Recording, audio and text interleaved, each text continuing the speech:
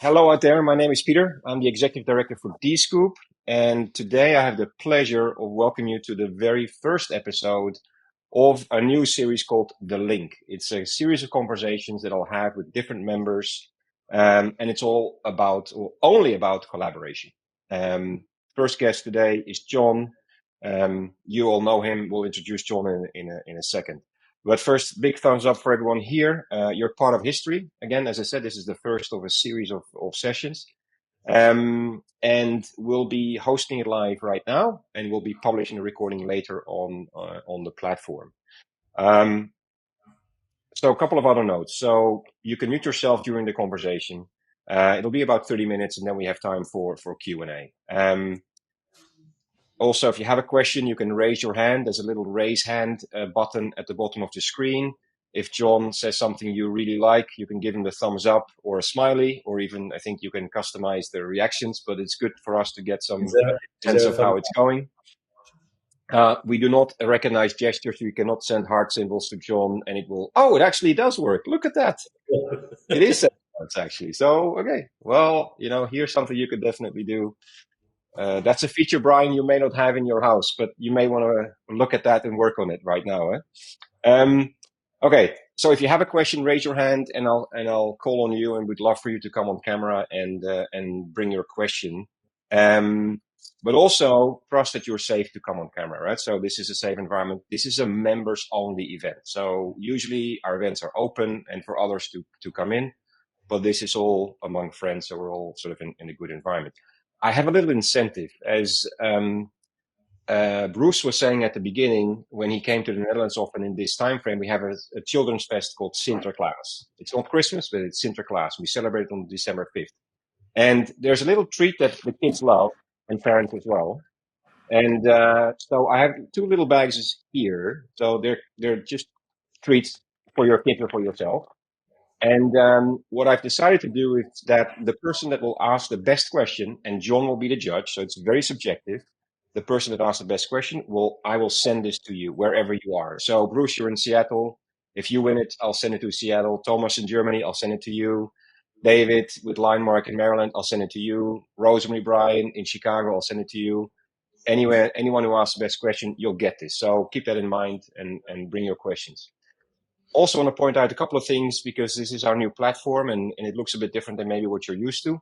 All the way on the right of the page, you see little icons of the people that are in this meeting at this point. You can mouse over the profiles and then you can see the detail of the profile. You can chat with each one individually. And then second, also, the chat is going to be available for you after this session, only for you that are here live. So anyone that registered and didn't show up for this session, they won't have access to the chat. But anyone that's here, the chat that's going to happen here today, and whatever questions you ask, type in there. You can always go back in the messages section in the platform and then go back. You'll see who is there. You can chat with each other, etc. So definitely want to make sure that you're aware of that. So now, over to the real attraction of the day. Please welcome Mr. Jon Bailey, CEO of Precision Proco, I believe. I have to make sure I make that announcement. Also, I'm proud to say Dscoop Global Chair, and also a friend. I can say I see you as a friend. So I'm gonna hope I back that up. See if that's mutual after today's section, anyways. But no, so Jon was a natural first guest for me when I thought about this series, because this is something that's becoming more and more prevalent in our industries. Is collaboration. It's collaboration between printers, converters, but collaborations with printers and partners, with HP, partners to partners. So I want to try and create an environment in these sessions where people can talk about their own experience about collaboration and, really go through the cycle of how did it come about, what are the challenges and more or less the philosophy behind of why you would do it, because it's not natural, right? So to start to collaborate with essentially your competitors. So let's start here, Jon. I don't think we need to introduce yourself. We did that already. So many of our audience will know you, so we can bypass that. But let's just maybe dive in straight away. So when you've been in the industry for a while, right? We won't be specific, but you've been here for a while. Yeah.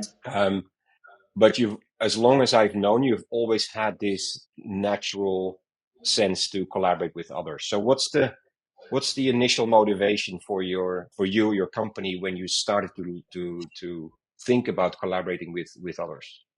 So collaboration has been part of my DNA for forever in my working career, especially.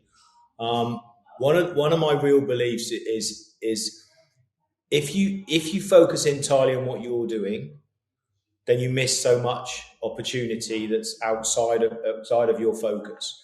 But at the same time, also, I never get hung up on what my competitors are doing. I've never worried about what the competitors are doing. I've always just focused on what I'm doing, but being open to learning from other people rather than seeing them as threats. It's just always been part of my thing. And when I started my first business and growing, one of the interesting things I did from a sales perspective was I started looking for customers as far away as possible. And all of my team was saying, why are we looking for customers as far away as possible? Why are you not looking for customers right around you? Why are you not finding business that's really easy to service next door? And I said, well, if you focus entirely on servicing customers right next to you, that's convenient, which means you're convenient for them as a supplier and they're convenient for you as a customer. And that means if anyone else opens near you or anyone else starts business near you and they're convenient, then guess what? Your customers are going to try them once or twice as well because they're convenient as well. So my process was always to look as far away for customers as I can. And the reason they chose to work with me was because I was good, not because I was convenient. And that always protected me from threat from competition, right? And threat because they'd approach these customers and say, why are you dealing with John? He's in another country. Why are you dealing with John? He's the other side of the UK. And they go, because he's really good.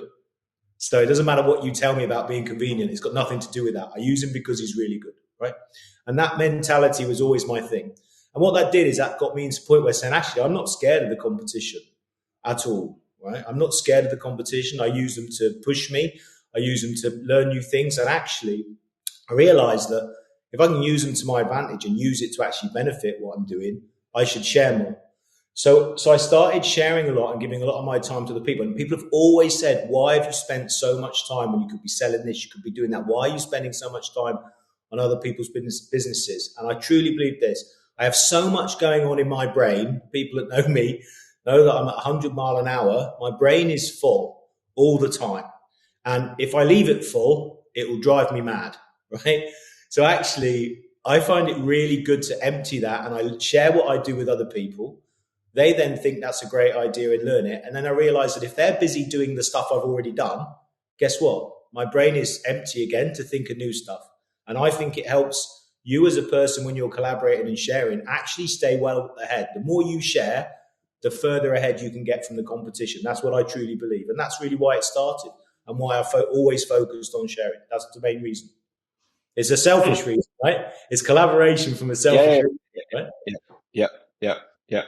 But it takes a bit of guts to do that, right? You have to go out there, and you also, as you said, your customers would say you're good, so you have to have that confidence that you are good, right? And that you are delivering. And you have to be brave. And I truly believe that customers, when it's the right type of customer for you, and it's a business that wants to work in partnership with you, and we all know this. Everyone on the call and everyone in our industry knows this. The partners that really want to work with you, the customers and the partners who really want to work with you, they're the ones we make the money from. They're the value ones, right? They're not the ones that are driving the price to the floor. They're not the ones that are really grinding us all down on our margin. And those people, I truly believe, want to work with partners that are industry leaders, that are leading the way, that are thought-provoking, that are challenging what people are doing, that are bringing new ideas to them, right? And I truly believe that the right type of customer wants you to be out in the market sharing what you're doing, wants you to be learning from other people so that you can always be at the front, right? I say to my team all the time, no one's ever left you for giving them a bad idea, right? But they've left you for not giving them an idea, right? And that's really critical, right? So you just got to keep loading up those ideas. And the best way to load up those ideas is to learn from other people.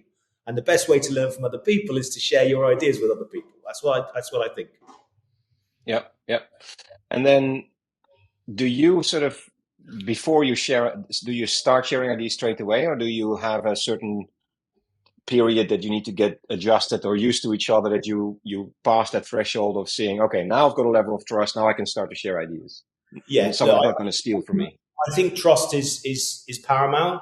unfortunately, and people again on this call will vouch for this, unfortunately, our industry does, like every industry, does have some unethical trading and people who perhaps you might not want to do business with or be linked with, and that's the same in every industry, but printing is no different. So there's absolutely got to be a level of trust when it comes to creating a proper partnership and a collaboration. And I think you need, for me, I like to think I'm a pretty good judge of character pretty quickly. And I move pretty quickly with the people I like to do business with. And I like to do business with the people who have the same culture, the same ethics, the same people ethics that I do. I'm not saying they have to be exactly the same, but I want to work with a business that, wants to, is ethical and has integrity. And by that, I mean, integrity is the definition. You do what you say you're going to do when you're going to do it, right? It's quite simple. And if you're not, you say why you haven't, and it's really straightforward.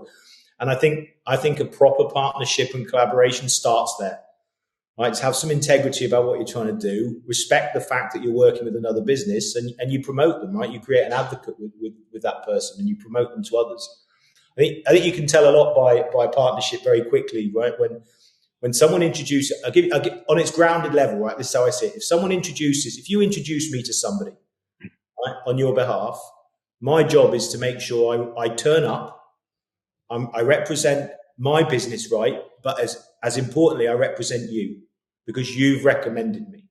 And anything less than that new person you've introduced me to, ringing you up and saying, "Thank you so much for introducing me to John. He is really awesome. He loves you. He works really well." But anything less than that, I've not done my job as a referral and as a collaborative approach, right? And that's what I expect from the partners that I work with as well, that they talk in a certain way about me and my business when I'm not in the room. I think it's quite a solid start, right? It's not that complicated. It's just that integrity piece. Yeah.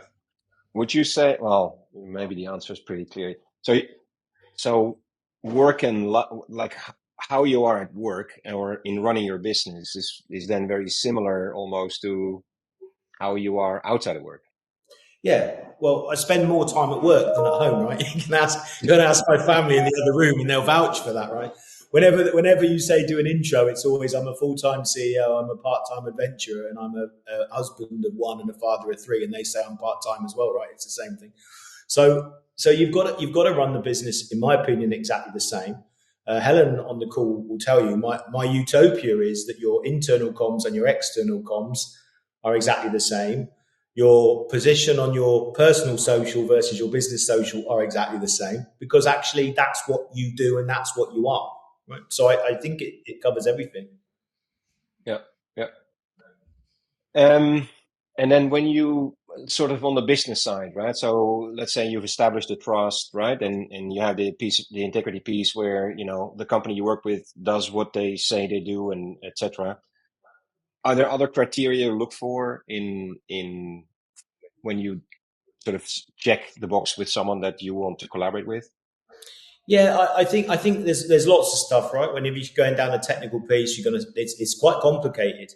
It's easy to set up a partnership with mates, right? And you can work and chuck a job here and chuck a job there. To actually get a true collaboration where it's ongoing products and ongoing services, and it's actually an extension of your business to your customers, is actually quite difficult.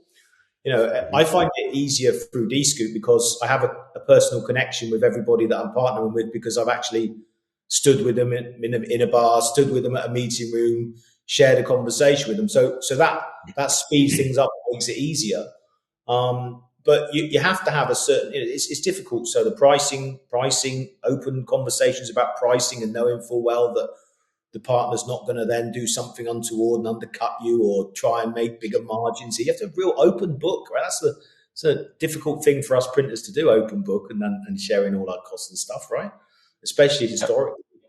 You've got to have automation and system integration. So you've got to start showing you mine and me showing you yours, and you've got to start looking at that. And you've got to be able to accept the flaws, because you realize when you start working with, Dave, for example, I do a lot of work with Dave. You start looking at Dave's systems, you go, God, that's really good. We're not quite as good as that. We need to improve our systems, and it might work the other way around. So you have to be really open to you need to be vulnerable really to get it right. Mm-hmm. So all of those things happen. But I think from when I start a partnership, I get the cultural piece and I go, yeah, I could work with these guys and they can work with us. Mm-hmm. Then I like to see flexibility, because inevitably when you start these partnerships, you're asking people to take a bit of a gamble, right? Because a lot of the time you go, I think this is going to be a fairly decent job, but I'm not entirely sure. And it might only be one copy for a little while, but it might turn into thousands. We always talk about in our industry kissing a lot of frogs, right? You have to kiss a lot of frogs to find a prince. Sometimes you have to take a bit of a gamble. And I think part of that relationship and that trust is you don't get your partners to take too big. You make sure you qualify it, make sure it's going to be worthwhile for them, but you also respect if it's not worthwhile for them, that they're helping you out. And so you have to have that flexibility and that understanding and that openness to say, look, John, this isn't really working for us, this volume. We'll help you out a bit longer, but what's happening with this and what's happening with that. And I think all of those conversations need to happen pretty early. Yeah. And what's sort of from in a sequence perspective, you talked about a lot of aspects, right? But that's not something you do by yourself. So you will bring in your team, your partners will bring in their teams. How do you then collaborate in bringing that culture into that wider group and having them trust each other? Yeah, it's that's quite tricky, right? That's tricky because they might not have the personal relationship. I think a lot of that comes with trust. Again, between you and the business, I'd like to think that my team trusts my opinion and they know that, I wouldn't work with someone that I didn't think was gonna. I'm trying to be very. I know you're recording, so I'm trying to be very. I'm going to keep my language to it. You knew I was going with that, didn't you? I don't. My team would expect me not to work with somebody who wasn't going to represent our business properly. Likewise, they also have the confidence to say to me, John, I think you've got that wrong. This is not the right partner for us, right? And I have to then back that and do that. But I've always tried to set the business up in a certain way. It's not necessarily just about collaboration, but it is important with collaboration. So a lot of people, when they set their sales organizations up or their onboarding organizations up, they set them with a really strong relationship like this, right? And the pyramids go this way. And it's all about that relationship. They go, yeah, we've got a really strong relationship. That account director's got a really strong relationship with that owner, or that person's got a really strong.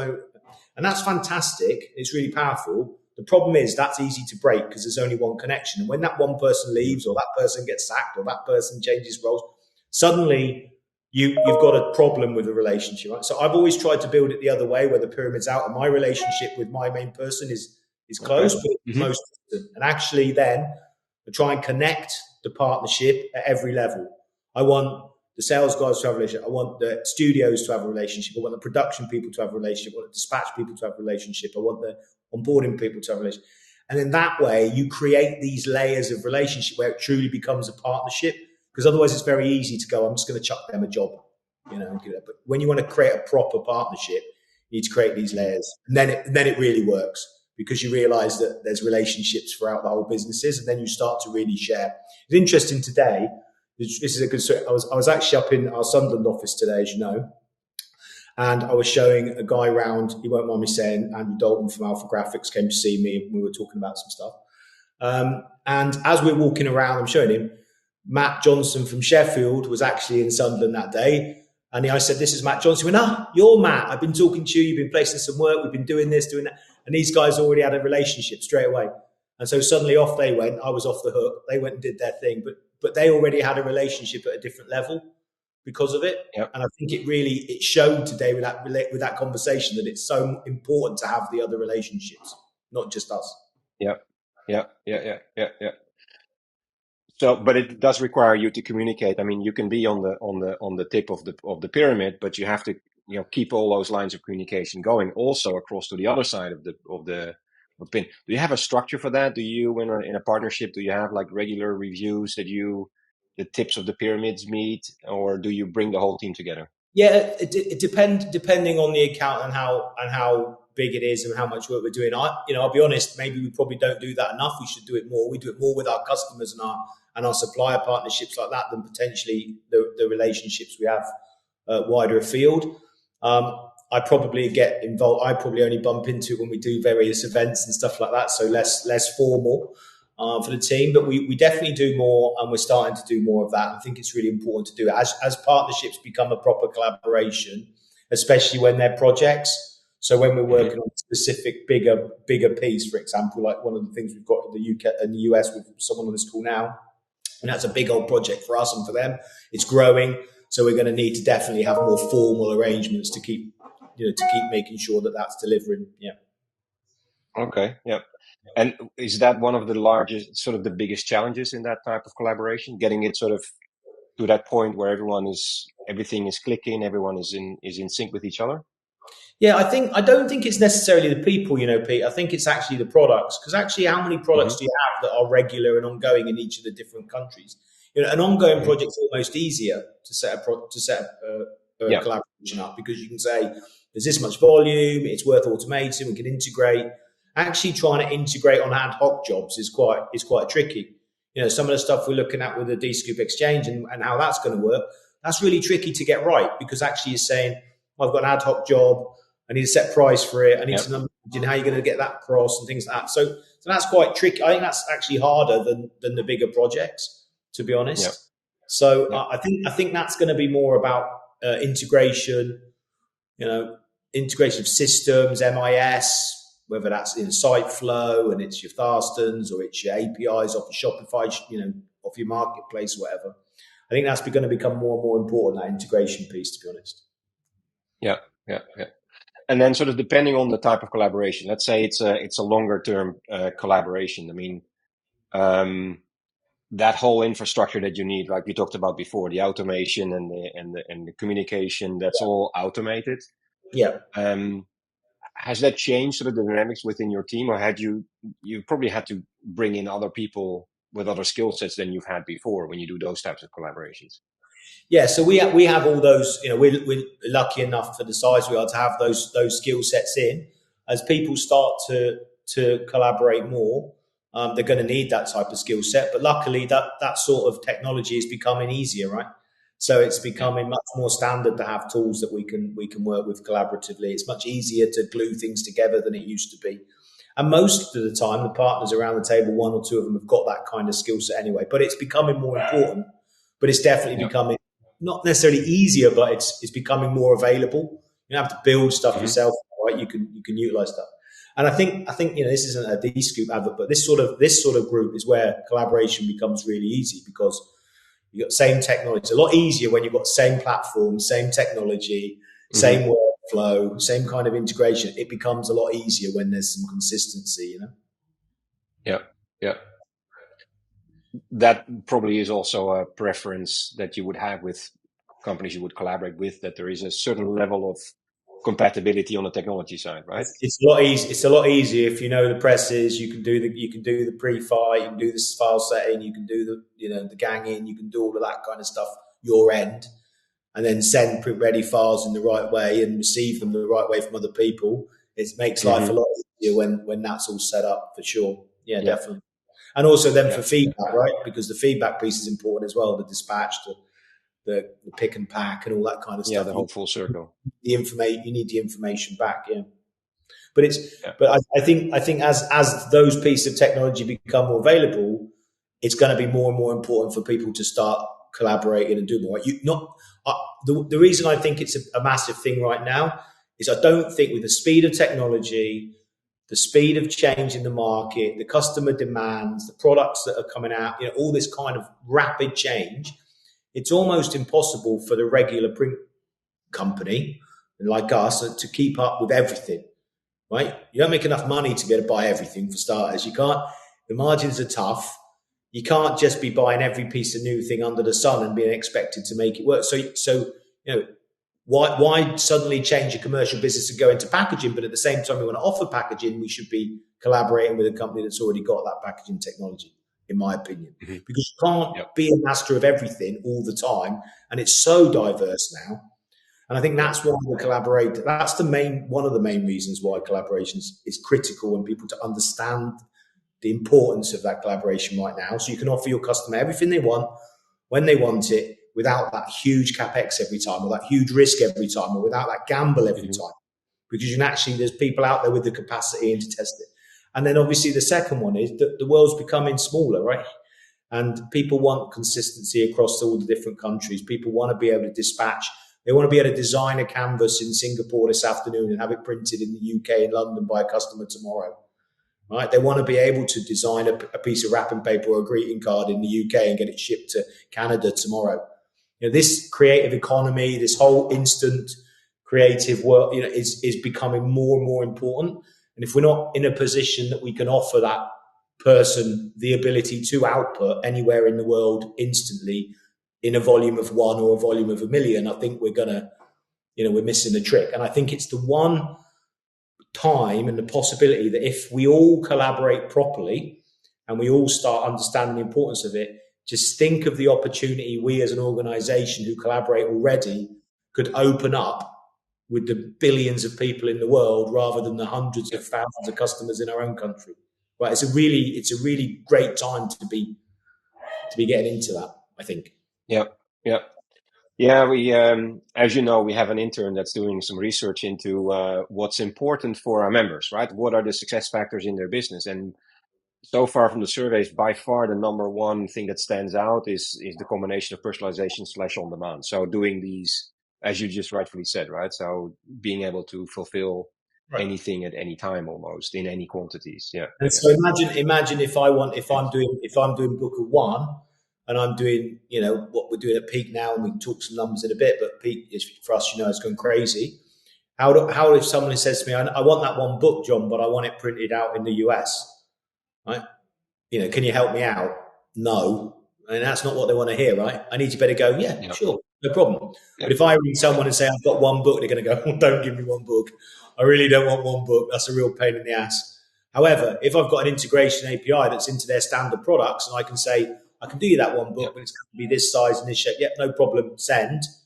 And suddenly it's done at one of the partners and it goes into their standard product list. It integrates straight in. It's not a new product, doesn't cause any pain. Then I've delivered a book of one somewhere across the world for my customer that's spending hundreds of thousands of pounds, for example. And I think that's the piece, I think.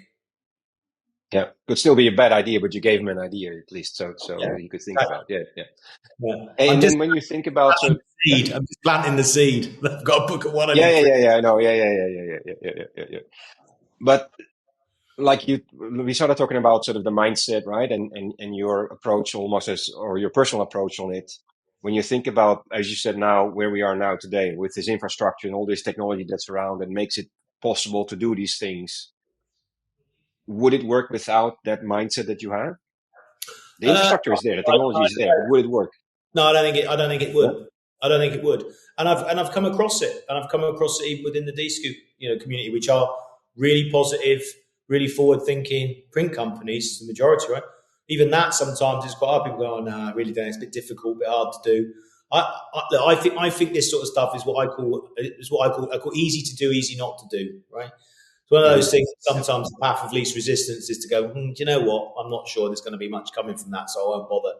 That's just not how I work. I just think you need the mindset of opening up any opportunity and what you put out, back to that piece about sharing and putting out what you put out, you get back. And if all you do is learn from an integration of one and it doesn't work, well, what have you lost? Nothing. You've learned from that.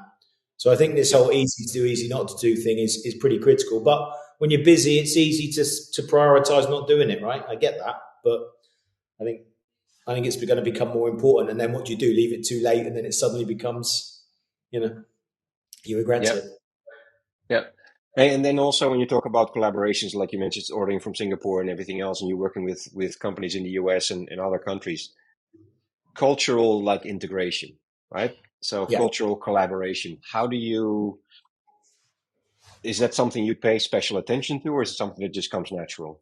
No, I think I don't really spend a lot of time thinking about that with the other companies, because generally the way I see it is the companies I want to work with are the companies that already have shown to me that the leadership is of the right culture. My experience is that the strong leaders with the right culture have the following, have the people that work in the same way. That's been my experience, right? So I don't feel like I need to go down into that level. I don't partner with people who I don't think have got that right attitude from the top down.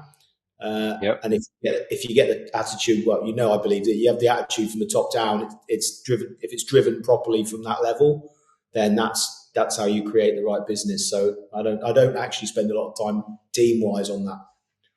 Yeah, but make it more specific. So your team, let's say in Sheffield, works with a partner in the US or in Canada, right? So that's a type of cultural alignment. That's what I'm saying. So when you say, like, you have all these famous things, like when Americans saying what they actually mean, there's also this thing with the Dutch and the British. When the British say something, the Dutch are always very happy about it, but it's, it can be quite negative in a nice way. I have to warn them about dealing with the Dutch. Yeah, I do that quite a lot. Yeah, but so look, you have to have cultural alignment. I'll be honest with you. For my friendly friends in America, what I normally say when we're dealing with an American partner is, just because they look and sound like us, don't get lulled into the same security that they're actually the same as us. Right? You have to treat them a bit different. So I set them out like that. But in all seriousness, right? My team are ultra professional, right? And they're also ultra committed. And if we've got to deliver something for a customer, then they'll make it work. They don't care where it is and who they're talking to. If the people are, if the people go back to that piece, if the people are open, honest, flexible, and have that can-do attitude, it doesn't matter to us where they are in the world. You can tell, right? We know this from all our events, right? You can put a bunch of people together from all over the world, and when people are like-minded, nothing else matters. It doesn't matter where you're from, color, creed, religion, anything. When you're a like-minded person who is committed to doing a good job and committed to running your business properly and committed to, doing good in the world, you end up with a pretty good outcome, I think, most of the time. It's my experience. Yeah, definitely. Yep. And for anyone that might be struggling with that, I'll post a link in the chat later to a book that actually is pretty good. It's called The Culture Code. So it gives you those translators, like giving feedback and communicating with others, and how that could be perceived differently in other regions of the world. So we're getting to the wrap up already. I'm not going to turn the page with the difficult questions that I had planned, but it's been a great conversation. We'll leave the difficult questions for the audience. My wine, so you can ask. Yeah, perfect. So it's time to start to think about wrapping up. No, but I mean, if you bring all this together, right? So and you've mentioned this a couple of times also in public, but when you think about that collaboration spirit and that curiosity and that willingness to share, what has it brought to the business? It's brought everything to our business. Honestly, it's brought everything to our business. I would say in excess of 50%, if not a lot more actually, maybe even 60% of our business has come from collaboration, being open to new ideas and sharing with other people. That's a massive amount of business, right? Yeah. That's a massive amount of business. And that's what sales is. I truly believe that's what sales is these days. And I talk to my team about this all the time. Sales is no longer picking up the phone, hounding people, doing all that. Sales is about adding value. It's about being present. It's about listening. It's about having your antennas up. It's about learning what Dave's doing, learning what Brian's doing, learning what Rosemary's doing, right? Understand, listening to what they say when you listen to that. I can actually, that would really work for that client, and going in, and that would really work for that. And then guess what I did, Brian? I managed to do that. What do you think? Yeah, that's what sales is. So collaboration is sales now. It's not a nice to do anymore, right? It is what it's all about. Yeah. And I think it's absolutely business critical. I believe for us, we ask about what it brings to our business. It's absolutely business critical that we continue to collaborate and be open to collaboration. And we want to be the first person on anyone's lips when they think about producing in the UK, right? And I think we're not far off that. I'm going to put a statement out. I don't think we're far off that. And I think the reason we're in that mix and do it is because of our openness to collaborate. And everybody knows if you want something done in the UK, if we can do it, we will. And if we can't, we'll find someone who can for you. Right. And I mean, that's the most valuable sales and business development plan you can have, in my opinion. Yep. Yeah. Being generous isn't necessarily a bad business strategy by itself. Right. You sometimes you doubt that when you're rushing around at 100 miles an hour and you don't have time to even prep for a session. But apart from that. Yep.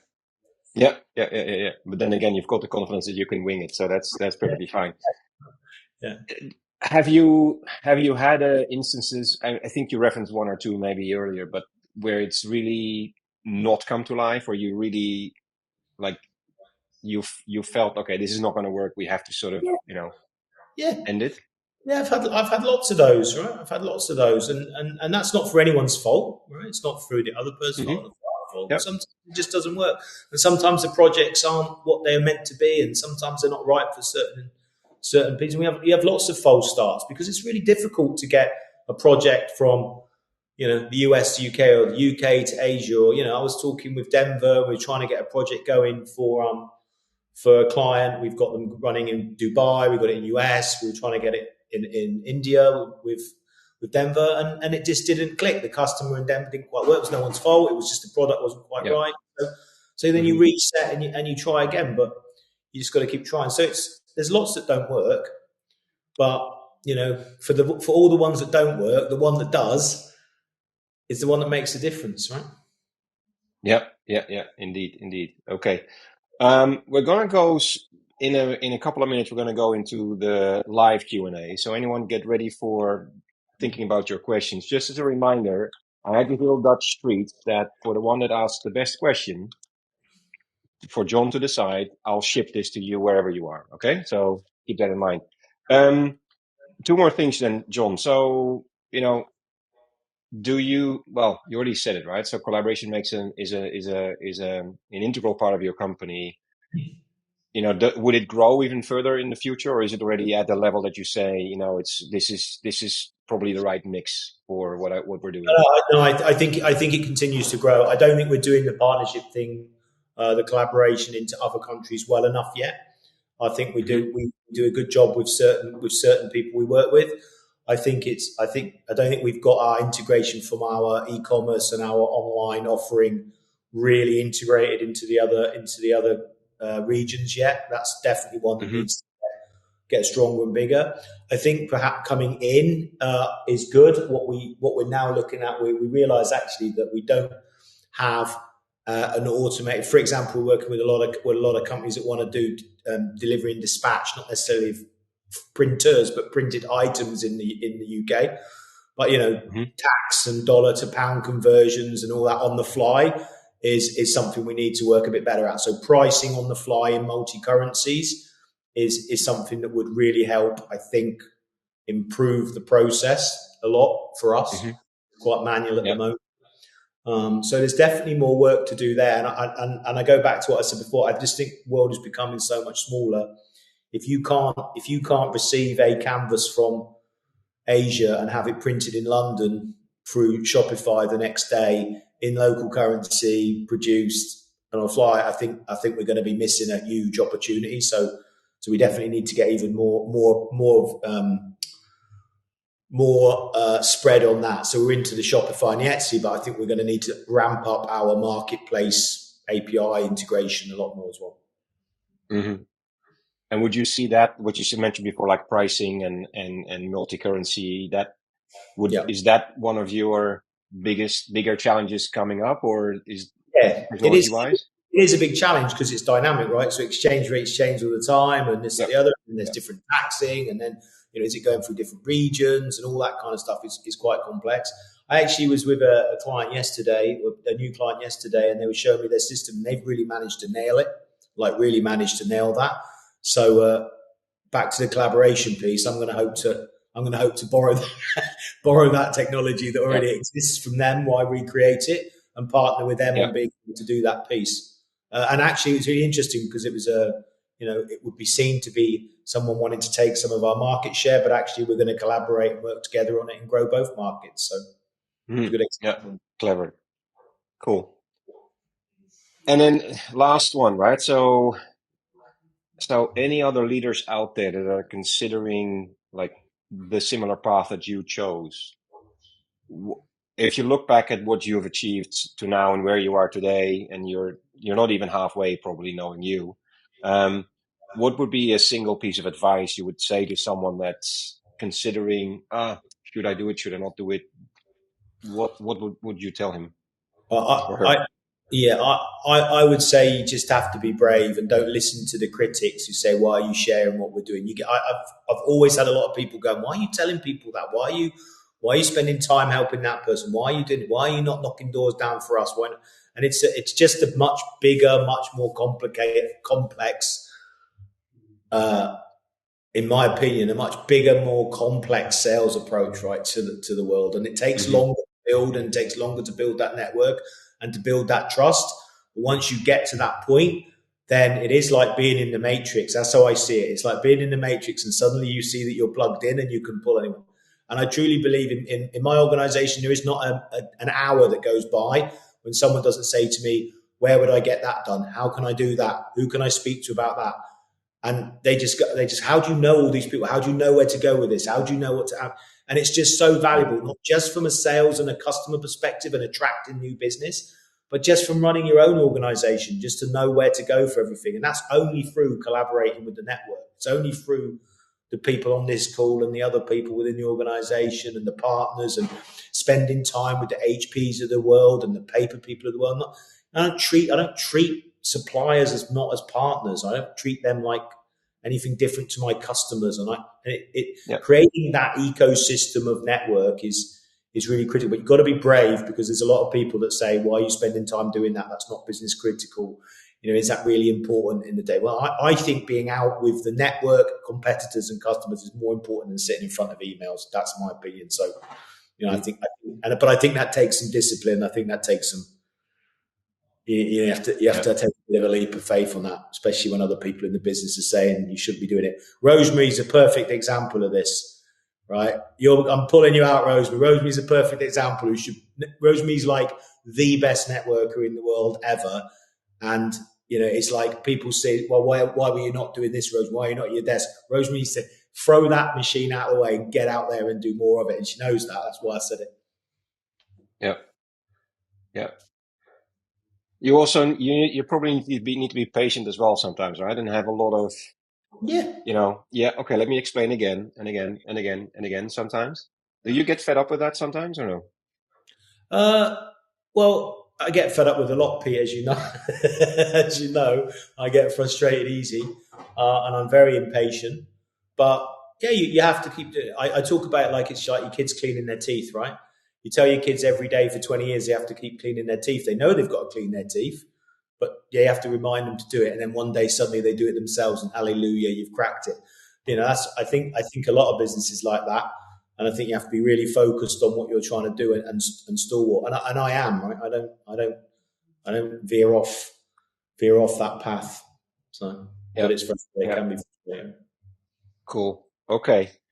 So let's give the audience some time. If anyone has, I'm sure you have questions, because I'm going to send you these goodies again, third time now. So anyone wants to ask a question. Now I'm going to give you a little bit of a get out of jail card. You can put it in the chat and I'll read out the question, but it would be much nicer if you click the raise hand feature and then I'll go and figure out on how I can get you on screen. And just for the record, if you put it in chat, you're going to have to read it out. I've not got my glasses on and I can't read it. Well, I didn't say that. I knew it, but I didn't say it, right? So yeah. Rosemary's definitely. Brian has got. He's definitely going to do me up on that call. Definitely. So here's Brian. You're on. All right. Can you hear me? Yes. All right. So what? And I know we've kind of had this conversation before, but our biggest challenge as we're growing, right? We're on this path, kind of maybe a few years behind you, but our biggest challenge is how do you get out of the weeds from working in your business to working on your business, right? We have been integral with the clients, with the APIs, with building all of this stuff. And we kind of feel now like we're on this hyper growth path and we maybe don't have the right people in place. And we're scared a little bit about spending the money that it would take to hire the right talent to backfill ourselves, right? Not knowing that if we do that, we make a mistake. I don't know. That's really difficult, right? That's where we're at today. And I'm sure you probably ran into that along the way. And now you just get to hang out and go to dinners and stuff. And you don't really have to run presses anymore, Or install a poster, right? Yeah, right. Yeah, right. It's interesting, and everyone always thinks, you know me, so you probably don't. But everyone always thinks, you've managed to get out the weeds and this and the other, right? Getting out the well-trodden path is really easy, right? You walk into a field and there's no path, and the minute you start walking down one bit of long grass, before you know it becomes a path, and that's the path. It's very hard to suddenly decide to go back in the long grass and take that, right? And we have a thing in work that I call about weeds grow on their own. Right? If you have a flower bed and you do nothing to it, it's full of weeds. It's funny that you don't have to do anything; they just grow. If you want flowers, you have to work at it. You have to keep weeding. You have to keep working at it. You have to keep reminding yourself. You have to keep, you have to work to get the good stuff. Very easy to let the weeds creep in. So I think you have to have real focus and desire to be doing things different. But this whole thing about getting in the business and on the business, I'll be honest, and Helen will probably, Helen can jump in and tell you the truth about what I'm. But I haven't managed to get out of business. I haven't managed to stop working in the business, but you know what? I fucking love work. Sorry, I said it. I knew I was going to swear. I fucking love working in the business. Yeah. Because that's where the shit happens when you're in the business, right? Yeah. So it doesn't mean you want to get out. I get out your head about working on, not in. Okay. You want to work in. Because the minute you don't work in, you'll never backfill you. Doesn't matter doesn't matter who you employ, you'll never backfill Rosemary and you'll never backfill Brian. So you got to stop thinking you're gonna. Okay. What you can do though is backfill some of the bits that you do to plug some of the gap to allow people to give you more bandwidth in the business. Right. But when you're working in the business, you naturally can work on the business because you're in it. Back to that matrix bit. Only you guys will ever be in the matrix where you know what to pull to make it work.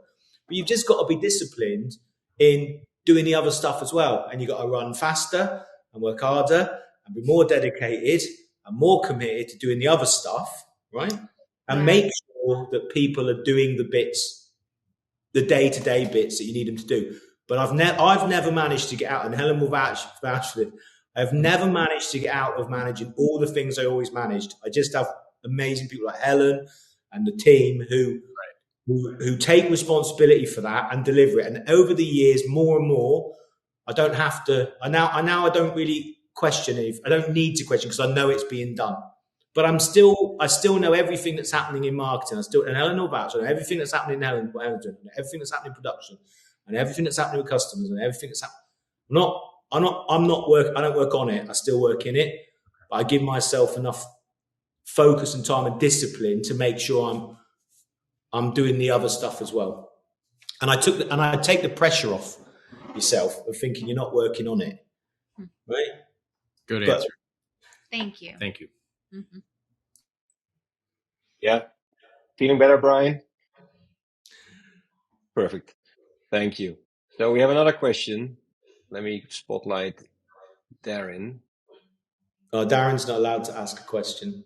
Yeah, he can. Sorry, he can. Okay. Well, thank you for taking my question, Jon. Thanks a lot for doing this. This has been great. We really appreciate you doing this with us. I have a question about, I understand that if you're trying to split an account or to gain an opportunity where people can use your equipment in a new market, like the business side of sort of gaining business through collaboration. I get that. I'm wondering if you could share a time where you've your partnerships with other people in Dscoop have let you get an idea that had nothing to do with kind of what's on the press. Like, have you ever gained an idea for marketing or for a techie tool or operations that's away from the splitting or gaining client side? 100%. It's really interesting, actually. I was talking to John Tolley, my partner today. I was talking to him today at work because we were talking about visits when we had the visit from a client yesterday and today, and we were laughing about it. And what I always take and what people don't realize is when you go and visit the factories or you're speaking to people at Dscoop, you're doing this, it's actually what you've just said are the real nugget. It's the little bits that you take away. You'll hear something like, when I was stacking that job, I put this piece like this and I stack it like that because it allows me to finish this quicker. Or I put a little marker on the side and we scan that marker. And when we do that marker, it allows us to split the job quicker or dispatch quicker, whatever. And I go, now that's smart. And they're the little bits when you're looking around the factory or you're talking to people, they're the bits I come back and go to the production team and the operations team and go, guys, when we send that job out there, if we were to spin it or we to do this or we got a jig and we did it this way, what do you think? And they go, that's fantastic. Where'd you get that from? I go, I took that was from whoever it did. They're actually more than you'd imagine. They're the bits that I think a lot of us take away that aren't the big, I've won a big account and I've won this and won that. Those There's nuggets, and I think, Darren, there's a as things move on, I really believe there's the difference between first and second now, with so many great companies and so much great technology, is very thin. That little piece of marginal gains, right? That's what I talk about. That's the difference between first and second. No one remembers second place, right? And the difference between first and second is those marginal gains. It's that one extra sheet an hour. It's that 1 minute quicker off the press. It's that 1 hour quicker SLA. It's that little piece that makes you number one, right? And everyone's chipping away at you. And so when you find those little nuggets and you come back and you tweak your workflow just a little bit, that's where you actually get the big jumps. So there's loads of that. That's cool. All right, thanks. Yeah, and I loved your thought about how success isn't like a zero-sum game. Like, like the idea that you're helping others doesn't mean you're hurting yourself, I think is a really cool thought. So thanks. Thanks, mate. I'm a big believer in what goes around comes around, and karma. I like to sleep well at night, right? And there's a lot going on, and we run at 1,000 miles an hour, and you know I do, and this doesn't always come across like that and work right, and it's full of loads of stuff. But the one thing I really appreciate is to sleep well at night, and to actually give back, and to do things the right way. I think most people, if you ask them about our business, not everybody likes us, because not everybody likes everybody.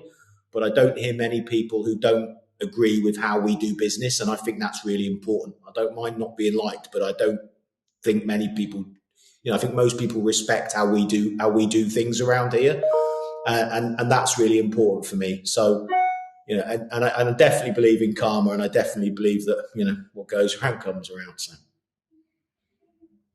Definitely. Okay. We are getting closer to the hour, but we have another question. Darren, I'm going to add Chris Hyde. There you go. You have a question. Hi, first-time caller, long-time listener to you. So as you built this network, now that you have it built, has it changed how you and your sales force sell? I mean, has it changed like how you look at the market entire? Like, do you start looking across countries and really expanded your scope? You know what? We've not really, but yes, in a lot as well. And what I mean by that is we kind of know what we do, right? And what we do is we produce work for companies that want one-off or millions of a consumer product or a commercial product, and we're an output house. That's what we do, right? We know what we do. We're not designers. We're not tech. Not a tech business. We're a smart print company that outputs. And we've often gone thinking of, we should exploit our network more. We should utilize it more. We should expand into this country. We should do more of that. We should make our e-commerce platform multilingual and white label it and sell it. And every time we've gone to do that, we have the network that we could probably do that. We've actually sort of pulled it back and gone, do you know what, though? Let's just do a really good job at what we do and let other people do a really good job of what they do. So we've kind of always pulled it back. I think we could do more of that, but I'm not sure now's the right time for us to do a lot more of that. I would rather get really smart, sharp and really slick at the integration piece with our partners rather than trying to expand our own business, if that makes any sense. Do you know what I mean? Totally. I like to sometimes know what we do and know what pick your battles, and that's probably a battle I don't need right now. Great, thank you. So, last call for anyone that has a question. If not, then we'll leave it at that. I'm going to say, Jon, thank you as always. Extremely generous in many aspects. But also, being the first, you didn't, what's the word? Anyway, you didn't blink when I asked. They said, I think about doing this series. Do you want to be the first guest? You didn't think about it twice. So thank you for doing that. I think it's great. It's working out exactly as I hoped. Is an honest conversation around collaboration and really the parts that the hardest about it, right? Technology is one thing, and everyone's really good at it, but much appreciated. So everyone, let's hear it for Jon. Give him a thumbs up or a smiley or anything else that you want to send him. You'll see that there's a notification top of the window that will allow you to go to that chat, which is in the messages section on the platform. So you can come back to the chat, and we'll see some more stuff later. As I said, this is number 1 in an episode in a series of hopefully many episodes. There's another 4 or 5 that I think that are live on our platform. If all works out, Darren will paste something in the chat that shows the links to all the upcoming events. I see we have Uli here from Germany, is one of my guests. Rachel, who was here before, she's one of my guests. Next up in this series is Rick Bellamy. We'll talk more about the Dscoop print exchange. The only way is up. The only way is up. The only way is up. Yes. So we start with the easy one, right? And then it goes how it comes harder every way. But Jon, you get to ask the hard questions in the future episode, so you can make it even harder for them. So, but a huge thank you for all that were here. I love the collaborative spirit of this environment. So join us on that journey as we continue with all this stuff that we're putting out there. And then, look for a question on the survey. We want to get your feedback. Jon, final words. Brian's question was number 1 best, Darren's second. Okay. So, Brian, I'll send you something. I'll connect with you. I'll get your... Oh, no, I know your address. I'll just send it to, the Swiftmas in Naperville, and it will be delivered to your door without a glitch. I'm sure we can find a nice provider that will be able to drop ship it to your door and enjoy it. I was thinking it would be the easiest address to find. That's what I thought. I know. It's going to be all over the map. It cannot be missed, right? So excellent. Okay, great. So we have a winner, Brian. It's going to go on its way. I'll pack it up and ship it, not through the UK, directly to the US. So, ladies and gentlemen, thank you so much. With that, have a great rest of your day. Good night, good afternoon, good morning, wherever you are. And we'll see you tomorrow on the platform. Thank you so much. Good night. See you later, guys. Thank you.